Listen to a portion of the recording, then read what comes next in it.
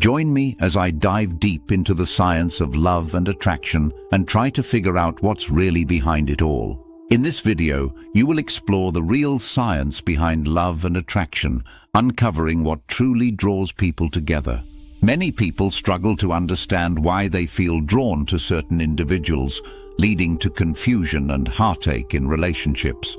We've all been there, meeting someone new and feeling an instant connection, only to realize later that it was all just a facade. Or perhaps you've been in a relationship for a while, but you can't quite put your finger on why you're still with this person. Whatever the case, understanding the science behind love and attraction can be a total game changer. It can help us make sense of our emotions, build stronger connections, and maybe even avoid some of those heartaches. So let's dive in and start exploring. Have you ever caught yourself thinking, what is it about this person that I just can't get enough of? Maybe it's their sense of humor, their confidence, or their kind heart. But there's more to it than just surface-level qualities. In fact, research suggests that our attraction to others goes much deeper than we might think. It's not just about physical appearance or personality traits, although those do play a role.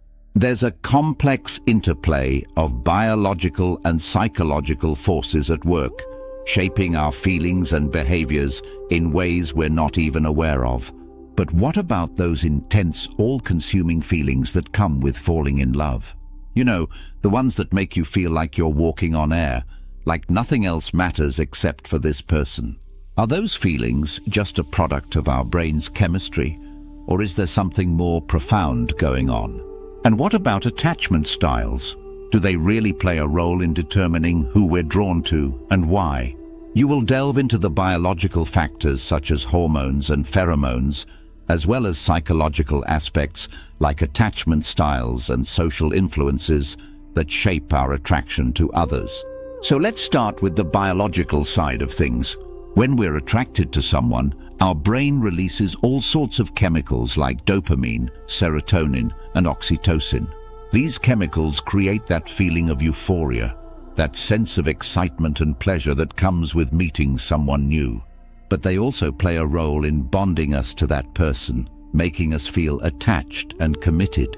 And then there are pheromones, those subtle, unconscious cues that we pick up on when we're around someone else. Pheromones can actually influence our mood, our behavior, and even our hormone levels, all of which can affect how attracted we feel to someone. One of the most fascinating aspects of attraction is the role of attachment styles. You see, our attachment style, whether we're secure, anxious, avoidant, or disorganized, shapes how we relate to others and who we're drawn to. For example, people with an anxious attachment style might be drawn to those who are aloof or distant because that's what they're used to. On the other hand, those with a secure attachment style might be more likely to seek out someone who is emotionally available and supportive. And then there are social influences, our friends, family, and culture, which can all play a role in shaping our attraction to others. Maybe you've dated someone because your friends thought they were a great catch, or because your parents approved of them.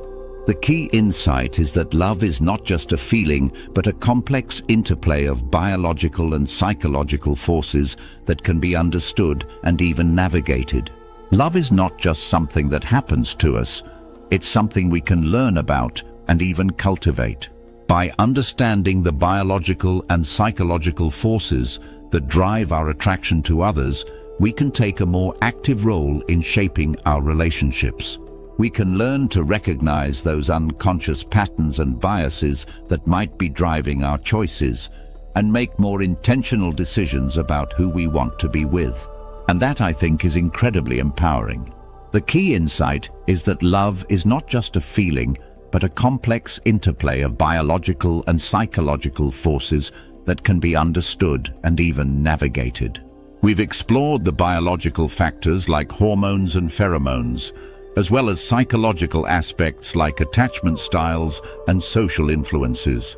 And through it all, we've seen that love is not just something that happens to us. It's something we can learn about and even cultivate. By understanding these dynamics, we can take a more active role in shaping our relationships. recognizing those unconscious patterns and biases, and making more intentional decisions about who we want to be with. Summarize the main points discussed and emphasize that understanding these dynamics can empower viewers in their relationships. So to recap, we've explored the complex interplay of biological and psychological forces that drive our attraction to others. We've seen how hormones, pheromones, attachment styles, and social influences all shape our feelings and behaviors in profound ways. And I hope you can see how understanding these dynamics can be incredibly empowering. It can help you make sense of your emotions, build stronger connections, and maybe even avoid some of those heartaches. Encourage viewers to comment on their own experiences with love and attraction, and invite them to check out another video on relationship tips. So, I want to hear from you. What's been your experience with love and attraction? Have you ever caught yourself wondering why you're drawn to certain people, or why you're stuck in a pattern of relationships that don't quite work out? Share your stories in the comments below. And if you're looking for more relationship tips and insights, be sure to check out my next video, where I'll be sharing some practical strategies for building stronger, healthier relationships. Thanks for watching, and I'll see you in the next one.